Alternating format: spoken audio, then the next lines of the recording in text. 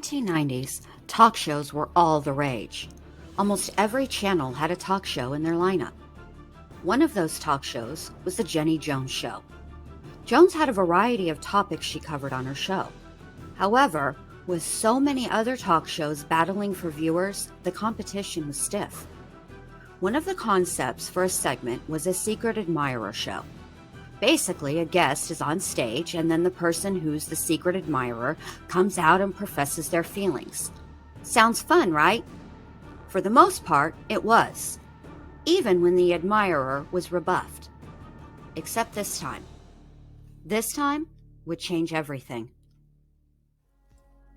In 1995, The Jenny Jones Show, hosted by comedian, actress, singer Jenny Jones, was just one of a dozen tabloid talk shows.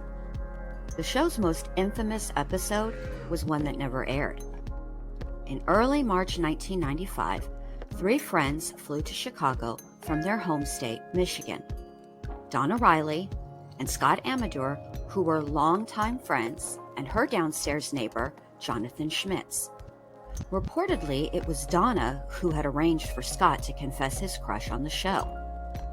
Jonanthan was contacted by the show's producers. According to producers, Schmitz was told that the crush could be a man or a woman. However, lawyers for Schmitz contend that he believed the crush to be a woman.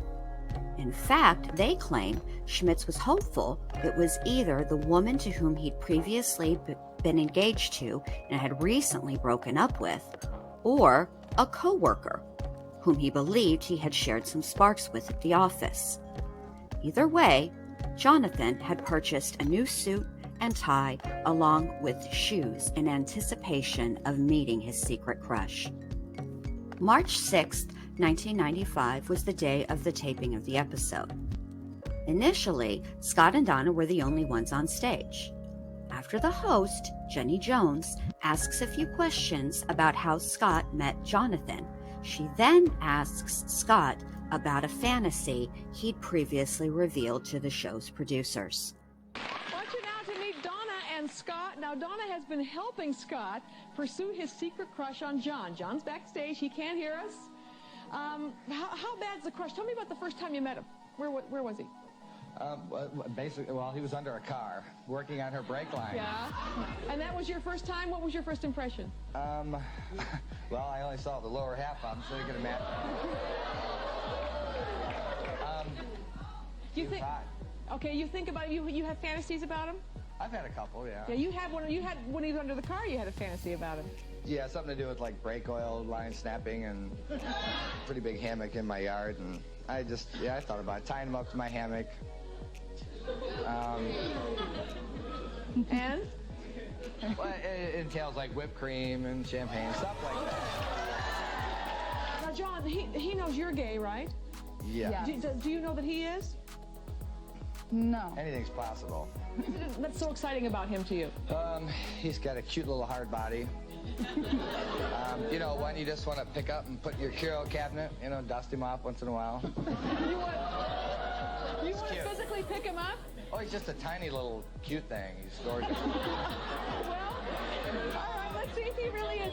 Get the headphones off of John, and let's have John come out here and see who has the crush on him. Here's John.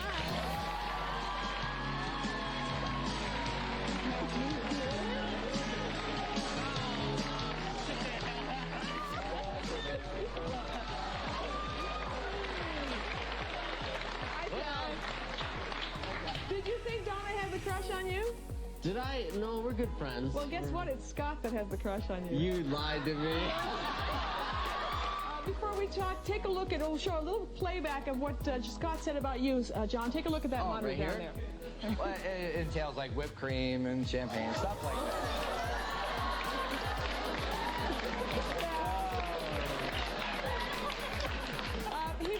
Scott was pretty open about he's been fantasizing about you since he saw you under that car for the first time. He had an under-the-car fantasy and he had a hammock fantasy he's been telling us about. Did you have any idea that he liked you this much? No, I did not. Can you tell us what your status is? Are you involved with anybody, or? No, but I am definitely heterosexual, I guess you could say. Donna lives upstairs from me. And Scott was the guy, one night I pulled in, she was looking at her brakes, and I was looking at the brakes too, and Scott pulls in behind me and goes, well, your car's pretty funny, because I drew this peace sign in the back of my car, and it's, you know, it says Peace Man on it, and then Scott says, you look like a hippie in your car, and then you get out of your car, and then he told Donna that I was a good-looking guy, and Donna told me, and I said, well, you know, it's flattering, but... It's flattering, but you're not interested. There's no way. There's no way, right? No, I'm you know, Well, nowadays at least you got it out. Are you very disappointed? The taping ended, and Donna, Scott, and Jonathan flew back home. Although Jonathan was visibly embarrassed at the revelation that Scott was the one who had a crush on him, nobody could have predicted what would take place just 3 days later. On March 9th, 1995, Schmitz found an anonymous note on his doorstep. The note was sexually suggestive, and Jonathan assumed it had come from Scott. As soon as he found the note, Schmitz went to the bank to withdraw money. He purchased a shotgun. Next, he drove to Scott's home. Once there, he asked Scott if he was the author of the note. Court records indicate Scott replied with a smile. Schmitz then went to his car to retrieve the shotgun. Jonathan returned to Scott's home, where he fired 2 shots, striking Scott in the chest. Schmitz left the residence, called 911, and confessed to killing 32-year-old Scott Amedure. Jonathan Schmitz, 25, was arrested and charged with first-degree murder and committing felony with a firearm. They leave the show, and Jonathan's still trying to act the gentleman, agrees to drive them home from the airport. The following morning, after staying up all the night before, drinking with friends from work, he goes home and he sees a note written by Scott that if you really want to get it off, I'm the only one who has the right tool. Jonathan sees this, and I think the bomb is really going off at that point. Schmitz's trial began in 1996. The prosecution acknowledged that Schmitz may have been embarrassed by what occurred during the taping. However, it did not justify killing Scott Amedure. In an attempt to prove premeditation, the state introduced Schmitz's activity prior to the murder. The state argued the fact that Schmitz drove to one store where he purchased a shotgun, then drove to another store to purchase ammunition before driving to the victim's home, proved premeditation.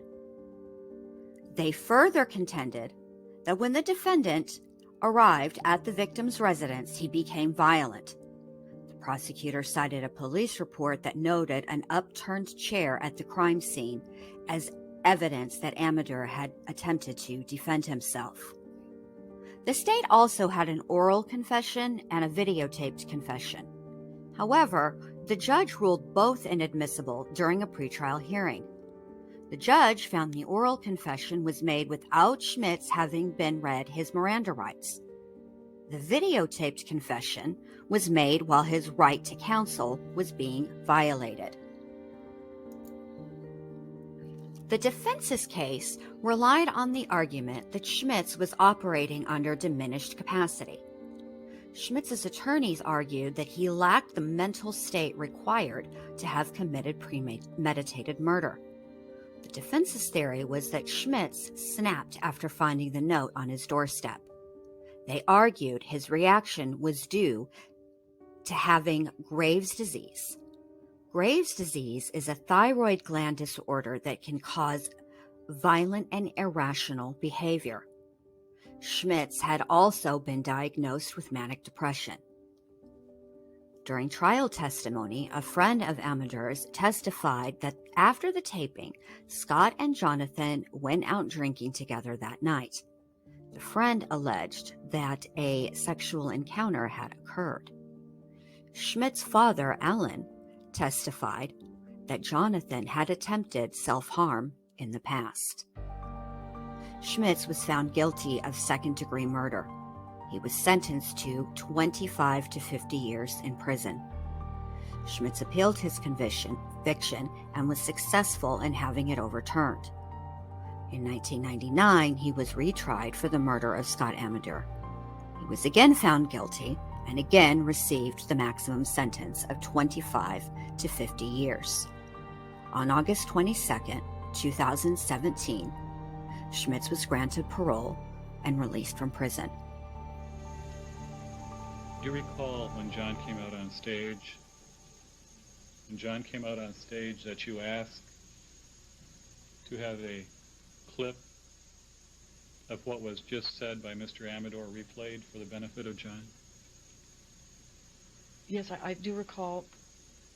Yes. And you recall the content of that clip that was replayed, correct? Well, when I say I recall because I've seen it on news and on TV. I don't recall from being there over a year ago. But I've seen the tape, and so it's refreshed my memory. Thank you. Okay. That clip repeated a pornographic fantasy that Mr. Amedure had for John, isn't that correct? I didn't think it was pornographic, but it did repeat the fantasy. Right. And you were made aware of that fantasy, again, through your pre-interview notes or script, is that correct? Yes. You never talked to John Schmitz before he came onto the show, isn't that correct? No. You didn't? Well, it'd be a good idea, Ron, if you took Mr. Amedure and Miss Riley out for a drink. Did you suggest that? No. Would you encourage that? No. Would you discourage that? Yes. How have you had reason to discourage that? Yes. With Mr. Musianti? No. With Miss Lawton? No, we just had a guest once that was drunk on the show, and it was a difficult situation. When you call your guests out onto the stage, you're a distance away from them, aren't you? Yes. In other words, you're not as close as I am to the members of the jury now, and you never get that close, do you? I do get that close during a show, but not when I call them out as a rule. All right. Did you ever get close to Mr. Amedure or Miss Riley on that show, during the show, or any time leading up to or after the show? I don't remember. You certainly would have remembered if you'd smelled alcohol in their breath, wouldn't you? Oh, yes. Did they appear that they had been drinking? Not to me. If they had, I would have mentioned it to the executive producers because it would have been a concern. And you certainly would have expected the executive producers or the producer or the associate producer or anybody who had knowledge of their drinking and it was affecting their ability to function to inform you of that, correct? Yes. On a cue card, teleprompter, or whatever, correct? No, before the show. We wouldn't even start the show if someone was drunk. And you'd certainly expect the associate producer or anybody who had contact with your guests in the green room, to report to you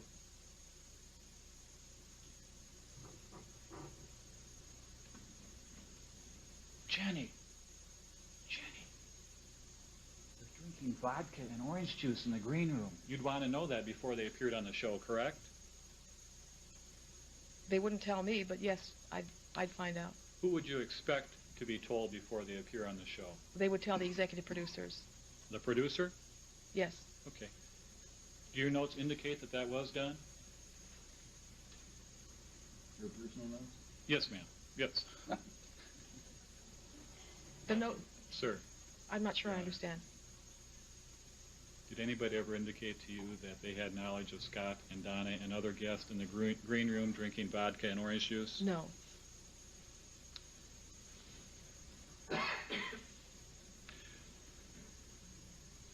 You know that before a guest comes onto your show that one of your producers talks to them, correct? Usually, yes. Is there any reason to think that the way this show operated and the way these guests were solicited to come onto the show was any deviation from normal procedure? I don't know. You've not been informed of that, have you? No. Scott Amedure's family, represented by attorney Jeffrey Feiger, sued The Jenny Jones Show, Telepictures, and Warner Brothers in 1999.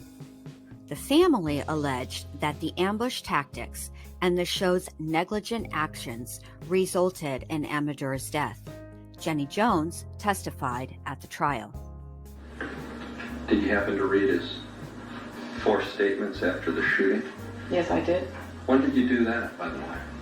I did quite a bit of reading and preparing to be here today. I see that. I didn't see anywhere that he read that the fantasy was embarrassing to him.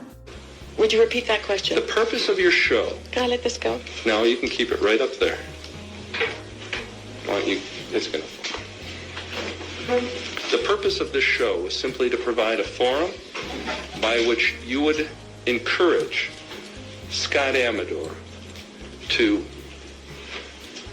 repeat or state a lascivious fantasy to a man who you knew not to be gay. Isn't that true? No, not at all. The purpose of the show was an opportunity. I didn't ask you. There's plenty of attorneys there who'll ask you. Okay. The jury found the Jenny Jones show to be irresponsible and negligent. They found that the show intentionally created an unpredictable situation without concern for the possible consequences. In May 1999, the jury awarded the family $29,332,686. Upon appeal, in a 2-1 decision, the judgment was overturned by the Michigan Court of Appeals. The Michigan Supreme Court declined to hear the case.